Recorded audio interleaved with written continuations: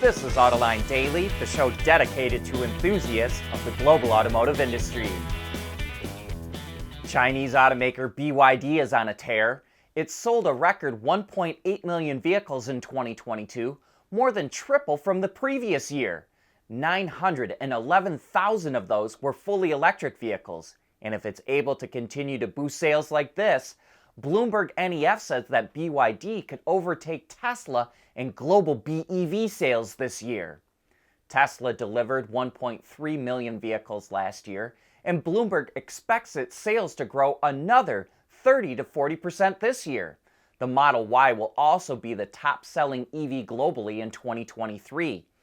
But BYD will be hot on Tesla's heels throughout the year, and the race will depend heavily on pricing strategy.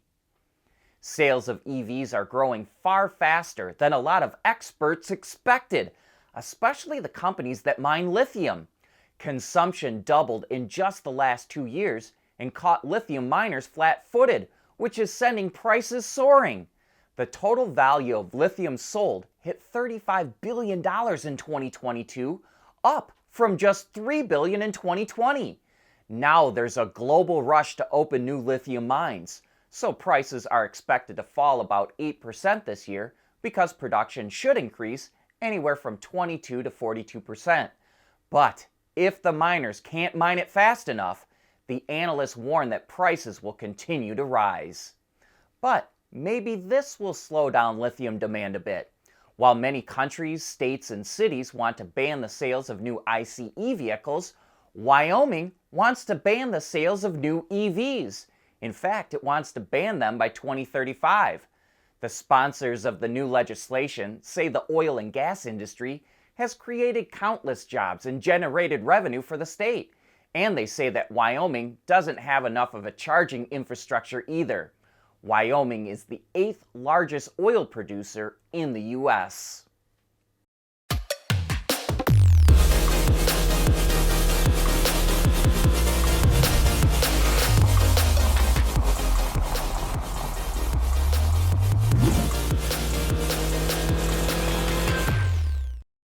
We want to know what drives your testing. OTA, connected car, diagnostics, remote testing. Intrepid Control Systems is here to help you work from anywhere. Intrepid Control Systems, driven by your data. Holy moly! MG, the classic iconic British brand, which is now owned by SAIC, outsold both Hyundai and Mitsubishi in December in Australia. It was only a narrow margin, but it's the first time a Chinese brand has ever done that. It came in at number 5 overall on the monthly sales charts. However, that was only for 1 month. Hyundai and Mitsubishi outsold MG by roughly 25,000 units each for the full year. Even so, this is a sign of things to come, and maybe this is too. Kia outsold Hyundai for the full year in Australia, and that was an industry first as well. But moving back to MG, in 2021 it showed off this wild-looking quad-motor EV concept called the Cyberster. However, like so many concepts, the production version is much more toned down. Renderings show a much more modern design. We see a little Jaguar F-Type mixed in with some Mazda Miata and Fiat 124. We even see a little nod to its British heritage in the taillights. Like some Minis, they look a bit like the Union Jack flag when put together, which again was more pronounced in the concept car. The production Cyberster is expected to launch sometime in 2024. Volvo is going to make a new minivan? Sounds weird to say, but a slide showing Volvo's electrification plans for China has an MPV entering its lineup. It will be based on the wild-looking but luxurious Zeekr 009. And for those that don't know, both Volvo and Zeekr are owned by Geely, and the 009 is made on Geely's SEA platform for electric vehicles, and features a 100 kilowatt-hour battery and either rear or all-wheel drive with up to 544 horsepower. It's said the Volvo version will get its own design and should launch by the end of the year. At Schaeffler, we pioneer motion. electrifying mobility, manufacturing smarter, reducing CO2 emissions, making energy production clean. Schaeffler pioneers motion to advance how the world moves.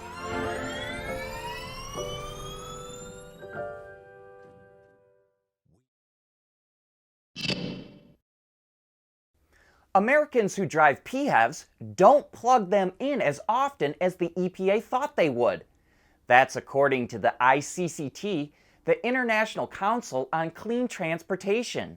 It says PHEVs run on battery power anywhere from 26 to 56% less than the EPA expected, and gasoline consumption in those cars may be 42 to 67% higher.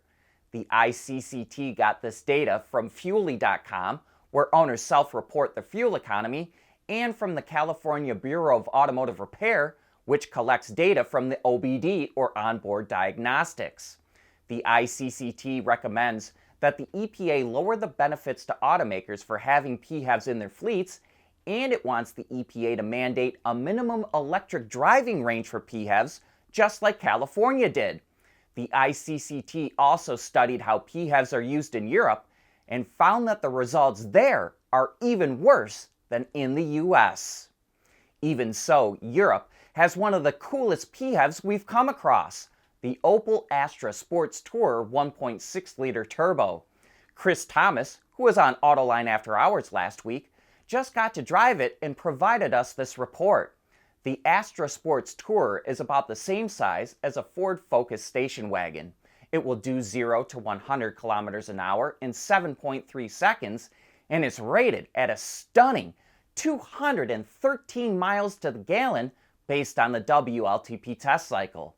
That's only 1.1 liters of gasoline consumption for every 100 kilometers driven, and it only emits 25 grams per kilometer of CO2. Of course, all this assumes that it gets plugged in all the time. The vehicle is priced at 40,000 euros, which includes taxes, but does not include any subsidies. Will used car prices start to go up again in March? That's what a lot of industry experts think is going to happen, and here's why. Most people lease a car for 3 years, and then those cars go into the used car market. Millions of them, every year. Or at least that was the case until COVID hit. That's when new car sales plummeted as automakers closed assembly plants and then got hit by the chip shortage. So that means there will be millions of fewer cars coming off lease and going into the used car market. And we'll see the impact of this starting in March, which will be the 3-year anniversary of when the pandemic hit the US. So let's keep our eyes open to see if this actually happens. Want to win 100 grand? Chevrolet just rolled out a contest called Lead Dream Chaser as part of the launch of the new Chevrolet Trax. The winner gets $100,000 and a Chevy Trax for 3 months to pursue their lifelong dream or passion project. If you're interested, just visit ChevyDreamChaser.com and submit a short video about yourself, your dream, and how you use the Trax and the money to pursue your dream. And you better get going. The contest opened on Friday, and you've got 30 days to get your video in. But that brings us to the end of today's show. Thank you for tuning in.